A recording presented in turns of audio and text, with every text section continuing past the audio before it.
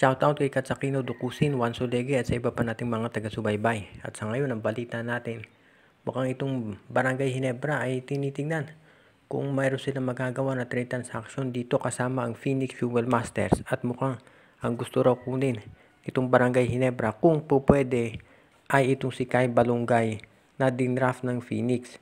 Kung inyong maalala, ang daming mga teams na gustong kumuha dito sa first round draft pick ng Phoenix pero hindi nila pinakawalan. At maliwanag ang dahilan, gusto nila na makuha itong si Kai Balungay dahil nga ito ay isa doon sa mga projected na mga top draft picks at nakita nga natin na ang ganda ng performance nito nung siya ay nasa kolehiyo pa.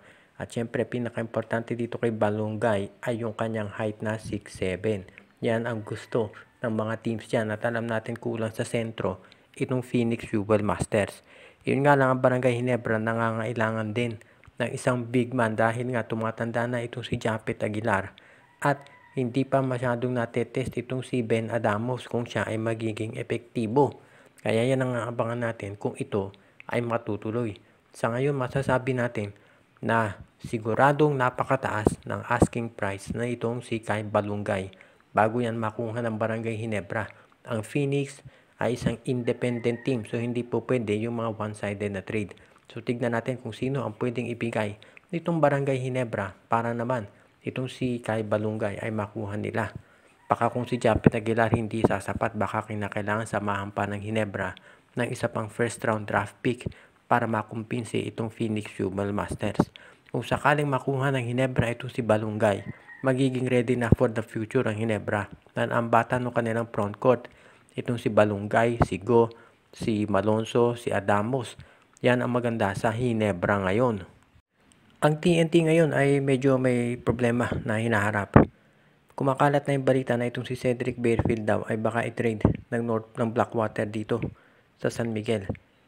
Marami magugulat yan dahil nga itong si Barefield ay farm team yan ng MVP Group. So ibig sabihin baka hindi nagkasundo sa presyo o sa salary kung sakaling matuloy ang trade na to.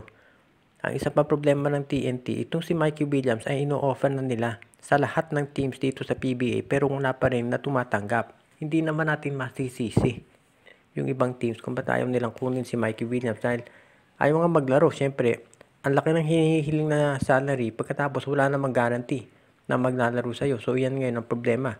Hindi natin masisi yung mga teams kung bakit ayaw kunin si Mikey. So yan ang pinag-aaralang mabuti itong TNT Tropang Giga kung ano ang kanilang gagawin. So tignan natin kung saan nga nila pwedeng dalhin itong si Mikey Williams. Ang isang pwedeng gawin ng TNT ay kunin itong si Robert Bolick mula sa TNT. Pero syempre ang pinoproblema naman dyan nitong TNT Tropang Giga ay mawawala naman ng guard ang NLEX. Dan mukhang ang gusto ngayon gawin nitong TNT ay palakasin hindi lang yung kanilang lineup pati yung kanilang mga sister teams katulad ng Meralco at ng NLEX. Babalik nga si Kevin Alas pero ito ay merong ACL. So nakatatlong ACL na yata to si Alas o dalawa. So medyo sabihin na natin fragile na yan.